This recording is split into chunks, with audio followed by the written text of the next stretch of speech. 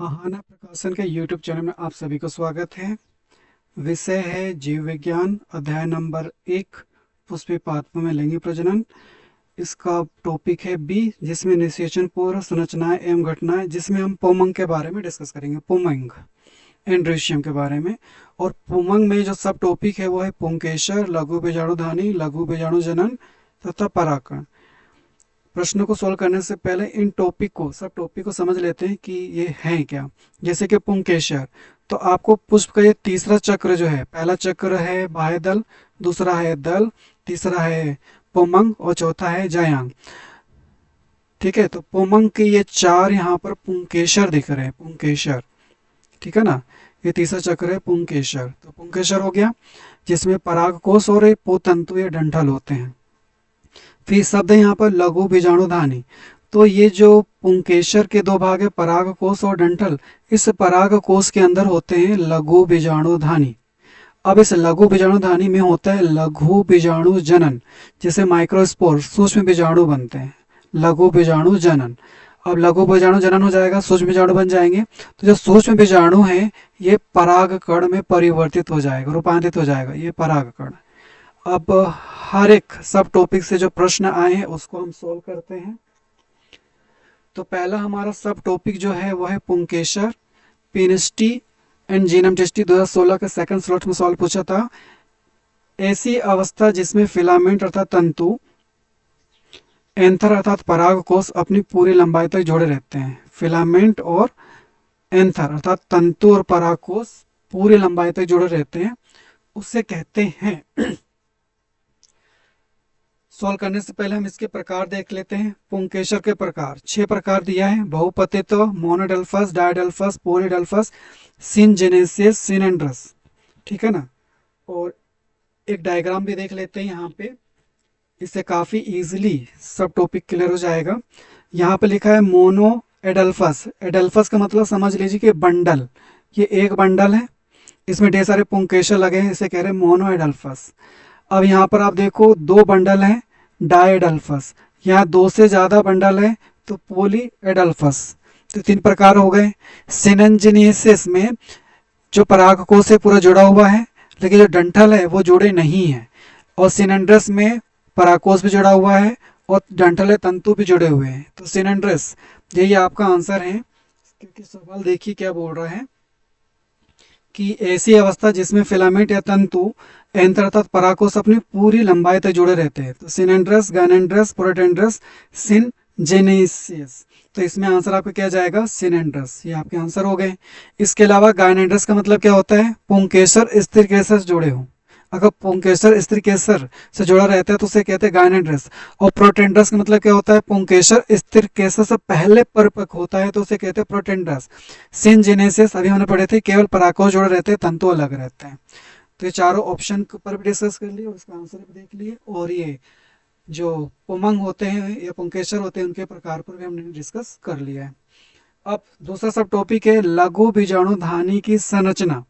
तो पहले हम लघु बीजाणुधानी की संरचना पर डिस्कस कर ले, फिर प्रश्नों को देखते हैं तो काफी इजीली हल हो जाएगा। जैसे कि ये पोमंग है, ऊपर परागकोश है, यहाँ पर डंठल है, तंतु है, ये आ गया डंठल है, तंतु, तंतु डंठल, और ये आ गया परागकोश। सिमिलर है ये। अब इसकी जो संरचना है ये परागकोश की, वो यहाँ पर बनाया हुआ है। यहाँ पर 4 आपको लघु बीजाणु धानी देखने को मिल रहे हैं। अब इसमें इनके परतों के बारे में बात किया जाए तो सबसे बाहरी परत है अंतःत्वचा, फिर उसके बाद ये आ गया अंतःस्थीशियम, फिर आते हैं ये मध्य परत, यहाँ पे देखिएगा टेपिटम और अंतःस्थीशियम के बीच में, फिर ये चौथा परत आ जाता है टेपिटम। ठीक है, तो टेपिटम जो रहता है पोषण देने का कार्य करता है। अंतःस्थीशियम जो है, एंडोथीशियम जो है, ये क्या करेगा, पराग फैलाव में मदद करेगा। ठीक है, तो 4 परत हो गए, अंतःत्वचा, अंतःस्थीशियम, मध्य परत और टेपिटम। तो अंतःस्थीशियम याद रखिए पराग फैलाव में मदद करने वाला, और टेपिटम याद रखिए कि पोषण देता है। और टेपिटम के अंदर आपको मिलेगा बीजाणुजन होता है, जिससे बीजाणु, सूक्ष्म बीजाणु का निर्माण होता है, जो कि परागकण में परिवर्तित होता है। अब यही संरचना यहाँ पर देखिए, सबसे बाहर आपको मिल रहा है अंतःत्वचा, फिर आ रहा है अंतःस्थीशियम, यहाँ दिखा दिया, फिर मध्य परत दिखा दिया, फिर इसके बाद ये टेपिटम बता दिया।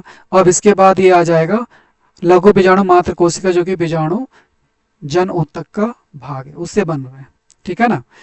ये परागकण का संरचना दिखा दिया यहाँ पे।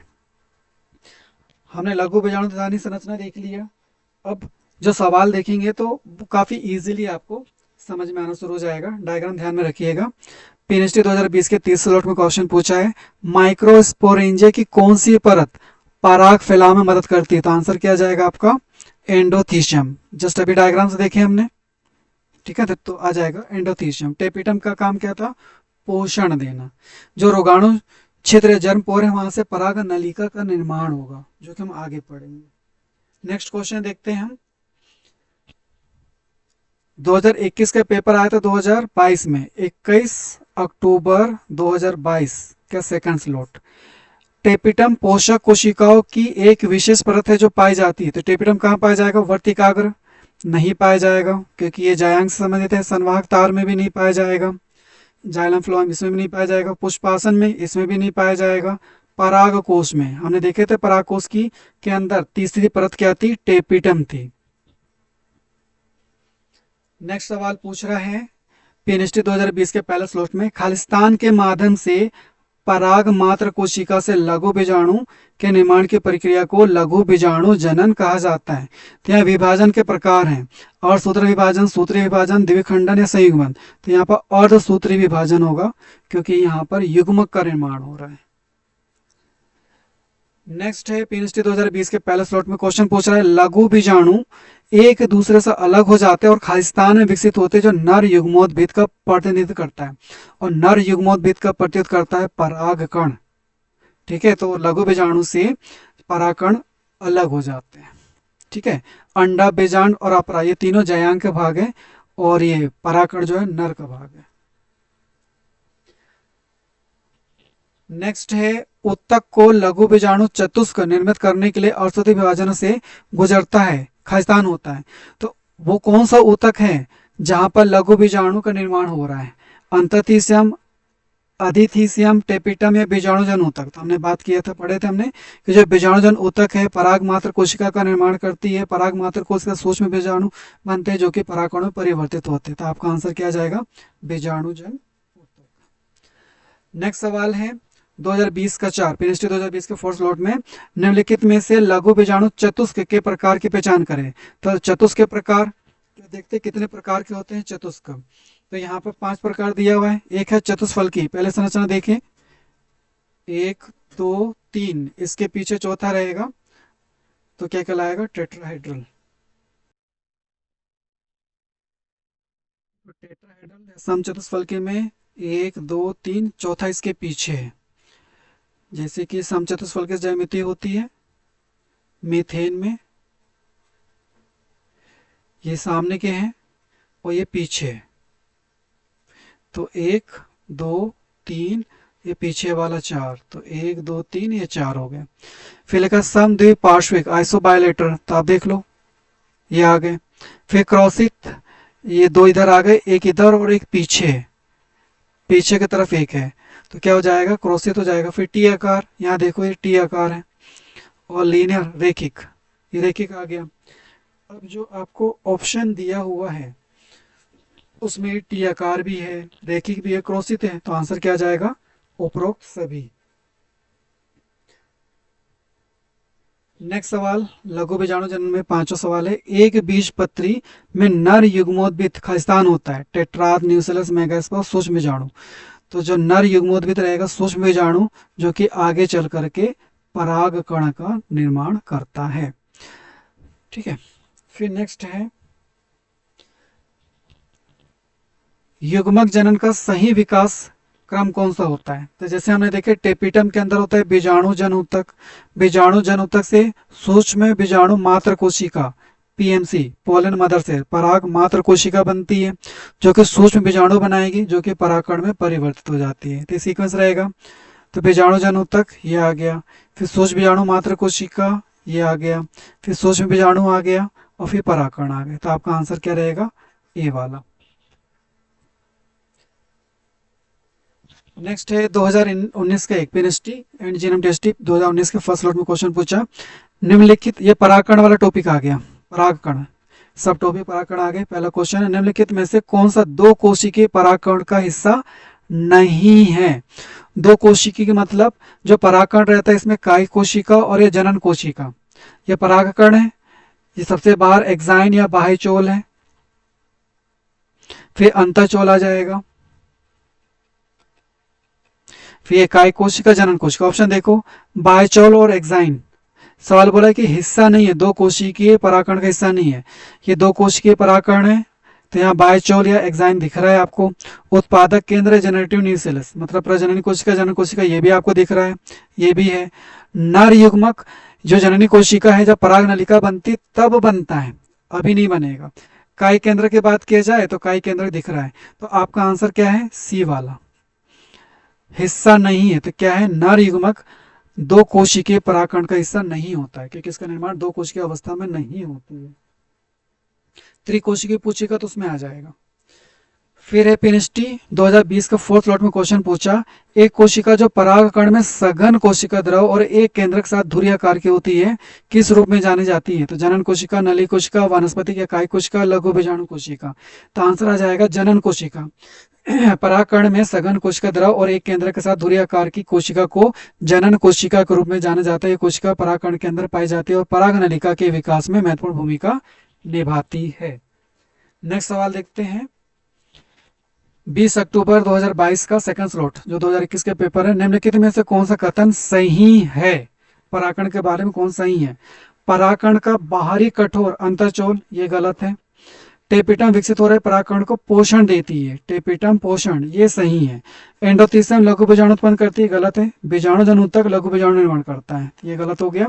और बीजाणु जनऊतक अगुणित होते हैं, गलत। बीजाणु जनऊतक द्विगुणित होते हैं, बाद में अगुणित में और सूती विभाजन से परिवर्तित होते हैं। तो आपका आंसर क्या आ जाएगा, बी वाला, टेपिटम विकसित हो रहे परागकणों को पोषण करती है।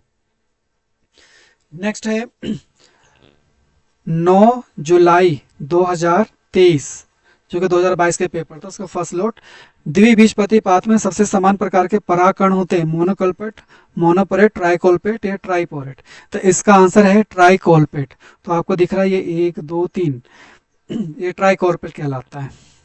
तो द्विबीजपत्री पात्र में समान प्रकार के परागकण ट्राइकोल्पेट होते हैं, जिनमें 3 छिद्र या खांचे होती हैं। एक बीजपत्री पात्र में समानतः मोनोकोल्पेट परागकण पाए जाते हैं, जिनमें केवल एक छिद्र पाया जाता है।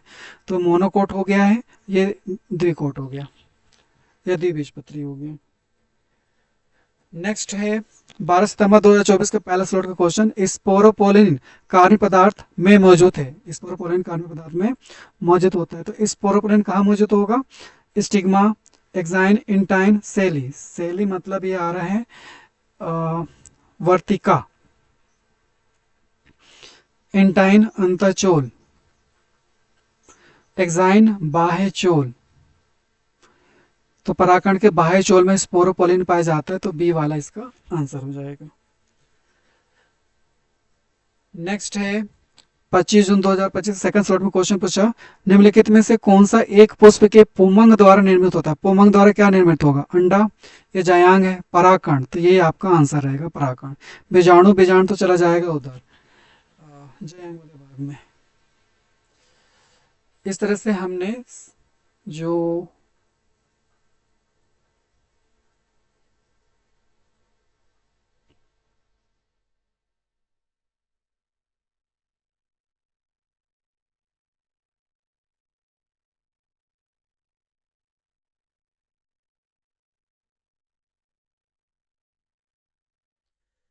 हमने पुंकेसर के बारे में जो प्रश्न आए हैं, लघु बीजाणु धानी के बारे में आए हैं, लघु बीजाणु जनन के बारे में आए और तथा परागकण के बारे में आए, सभी प्रश्नों के सोल्व कर लिए डायग्राम के साथ। और इस तरह से नेक्स्ट जो हमारा टॉपिक रहेगा जायांग संबंधित, उस पर हम टॉपिक को सोल्व करेंगे। मिलते हैं नेक्स्ट वीडियो में। धन्यवाद, थैंक यू।